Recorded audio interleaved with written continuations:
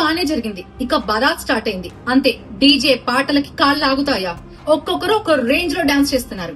మహమ్మద్ అనే ఒక అబ్బాయి కర్ణాటక విజయపూర్ లో పెళ్లి వేడుకకెళ్లి ఆ తర్వాత బరాత్ కార్యక్రమంలో పాల్గొని బరాత్ జరిగే టైంలో డీజే పాటలకి విపరీతంగా డాన్స్ చేస్తూ ఒక్కసారిగా కుప్పకూలి కింద పడిపోయాడు. వెంటనే హుటాహుటిన హాస్పిటల్ తరలించారు. అప్పటికే డాక్టర్స్ అతని ప్రాణాలు పోయాయని కన్ఫర్మ్ చేశారు.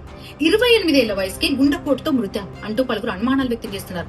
నిజంగా హార్ట్ అటాక్ తోనే చనిపోయాడా, లేదంటే ఇంకేమైనా కారణాలు ఉన్నాయా అనే కోణంలో కూడా ఇప్పటికే దర్యాప్తు స్టార్ట్ చేశారు. ఇక ఇదిలా ఉంటే జనరల్ గా ఆఫ్టర్ కోవిడ్ తర్వాత మనం చాలా మందిలో హార్ట్ అటాక్స్ గురించి ఎక్కువగా వింటున్నాం. ఏజ్ తో సంబంధం లేకుండా హార్ట్ అటాక్స్ గురించి వినాల్సి వస్తోంది. హార్ట్ అటాక్ సంఖ్య చాలా ఎక్కువైందని చెప్పాలి. షటిల్ ఆడుతూ, క్రికెట్ ఆడుతూ, వాలీబాల్ ఆడుతూ, రకరకాల గేమ్స్ ఆడుతూ ప్రాణాలు పోగొట్టుకుంటున్న వారు ఉన్నారు. అంతేకాదు, చాలా మంది కూడా బరాత్ లో డాన్స్ చేస్తూ ప్రాణాలు పోగొట్టుకుంటున్న వారి సంఖ్య కూడా క్రమంగా పెరుగుతోంది. మరి మన గుండె ఎంత పదిలంగా ఉంది?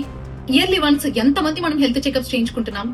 అసలు మన గుండె పదిలంగా ఉండడానికి మనం ఏం చేస్తున్నాం? ఎలాంటి జాగ్రత్తలు పాటిస్తున్నాం? ఎలాంటి ఫుడ్ డైట్ ఫాలో అవుతున్నాం? మన గుండె పదిలంగా ఉండాలంటే అది మన చేతిలోనే ఉంది. వాకింగ్ చేయడం, ఎక్సర్సైజెస్ చేయడం, ఇవన్నీ ఎంతమంది ఫాలో అవుతున్నారు అసలు? ఇలాంటి ఘటనలు జరిగినప్పుడు ఆ 1-2 రోజులు మాత్రమే ఫాలో అయ్యి ఆ తర్వాత థర్డ్ డే స్కిప్ చేయడం చాలా సర్వసాధారణంగా మనం వింటూ ఉంటాం అండ్ చూస్తూ ఉంటాం అండ్ చేస్తూ ఉంటాం కూడా. ఇలాంటి ఘటనలు జరిగినప్పుడైనా సీరియస్ గా ఒక రిజల్యూషన్ తీసుకుని మన గుండె పదిలంగా ఉండాలంటే, మనం 4 కాలాల పాటు చల్లగా ఉండాలంటే మన ఆరోగ్యాన్ని మనమే కాపాడుకుందాం.